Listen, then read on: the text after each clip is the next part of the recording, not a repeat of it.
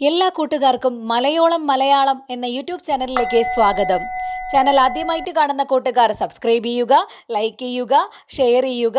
നിങ്ങളുടെ അഭിപ്രായങ്ങളും നിർദ്ദേശങ്ങളും കമന്റായി രേഖപ്പെടുത്തുക, സപ്പോർട്ട് ചെയ്യുക.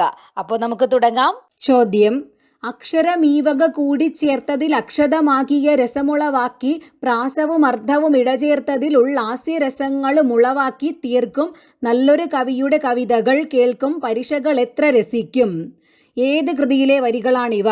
ഉത്തരം: സ്യമന്തകം ഓട്ടൻതുള്ളൽ. അടുത്ത ചോദ്യം: കുഞ്ചൻ നമ്പ്യാർ സാധാരണക്കാരുടെ കവിയാണ്, വിദ്വാൻമാരുടെ കവിയല്ല. ജനസാമാന്യത്തെ ആകർഷിച്ച് രസിപ്പിക്കണമെന്ന് മാത്രമായിരുന്നു നമ്പ്യാരുടെ ഉദ്ദേശം. ആരുടെ അഭിപ്രായമാണിത്? ഉത്തരം: പി ശങ്കരൻ നമ്പ്യാർ. മലയാള സാഹിത്യ ചരിത്ര സംഗ്രഹം എന്ന കൃതിയിലാണ് അദ്ദേഹം ഇങ്ങനെ അഭിപ്രായപ്പെട്ടിട്ടുള്ളത്. അടുത്ത ചോദ്യം: പാൽക്കടൽ തിര തള്ളിയേറി വരുന്ന പോലെ പദങ്ങളെൻ നാക്കിലങ്ങനെ നൃത്തമാണൊരു ഭോഷ്കു ചൊല്ലുകയല്ല ഞാൻ. ഏത് തുള്ളലിലെ വരികളാണിവ? ഉത്തരം: കീചകവധം പറയൻ തുള്ളൽ. അടുത്ത ചോദ്യം: നീറ്റിലെ പോളയ്ക്കു തുല്യമാം ജീവനെ പോറ്റുവാനെന്തു ദുഃഖിക്കുന്നു മാനുഷർ, കണ്ടിരിക്കുന്നവൻ കണ്ണും തുറന്നൊരു കണ്ടികപ്പാവയെ പോലിരുന്നിടുന്നു. ഏത് തുള്ളലിലെ വരികളാണിവ? ഉത്തരം: ധ്രുവചരിതം ശീതങ്കൻ തുള്ളൽ.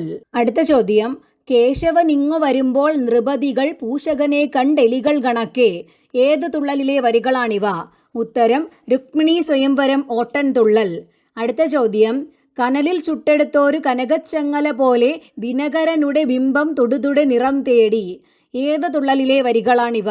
ഉത്തരം: കൃഷ്ണലീല ശീതങ്കൻ തുള്ളൽ. അടുത്ത ചോദ്യം: വളരും തോട്ടിയുമാതരി യാതൊരു കളഭം നിന്നു മതിക്കും പോലെ. ഏത് തുള്ളലിലെ വരികളാണിവ? ഉത്തരം: സന്താനഗോപാലം ഓട്ടൻതുള്ളൽ. അടുത്ത ചോദ്യം: ആന പിടിച്ചാൽ ഇളകാത്തൊരു തടി ശ്വാവിനെ കൊണ്ട് ഗമിക്കയായി വരുമോ. ഏത് തുള്ളലിലെ വരികളാണിവ? ഉത്തരം: സന്താനഗോപാലം ഓട്ടൻതുള്ളൽ. അർജുനന്റെ കഴിവുകേടിനെ പറ്റി ബ്രാഹ്മണൻ പറയുന്നതാണിത്. അപ്രസ്തുത പ്രശംസ ആണ് ഈ വരികളിലെ അലങ്കാരം.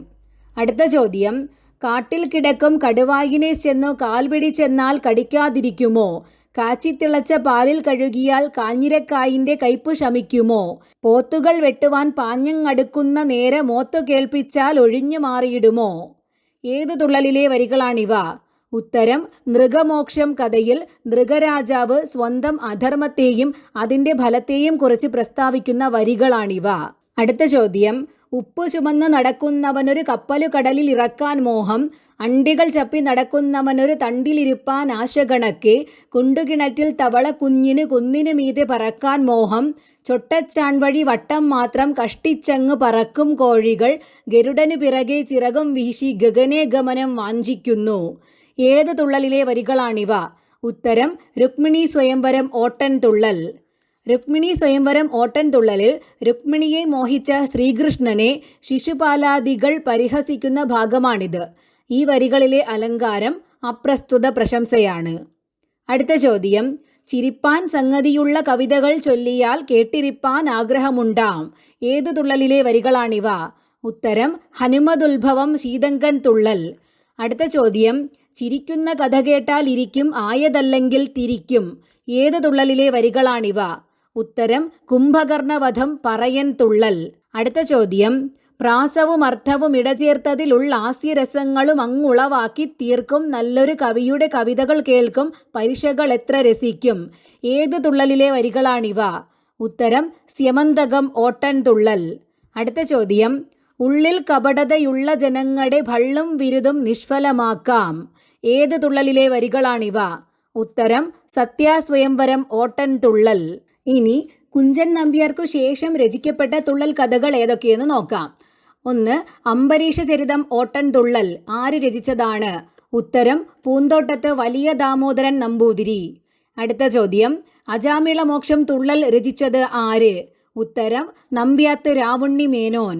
അടുത്ത ചോദ്യം: അയോധ്യാകാന്ഡം 5 കളം തുള്ളൽ രചിച്ചത് ആര്? ഉത്തരം: കൊടുങ്ങല്ലൂർ കുഞ്ഞിക്കുട്ടൻ തമ്പുരാൻ. അടുത്ത ചോദ്യം: അഹല്യാമോക്ഷം ഓട്ടൻതുള്ളൽ രചിച്ചത് ആര്? ഉത്തരം: കുട്ടമത്ത് ചെറിയ രാമക്കുറുപ്പ്. അടുത്ത ചോദ്യം: അമൃതാഹരണം പറയൻ തുള്ളൽ രചിച്ചത് ആര്? ഉത്തരം: കൊച്ചി വലിയ ഇക്കുവമ്മ തമ്പുരാൻ. അടുത്ത ചോദ്യം, 5 തുള്ളൽ പാട്ടുകൾ രചിച്ചത് ആര്? ഉത്തരം ആവിണിശ്ശേരി നാരായണൻ നമ്പീശൻ.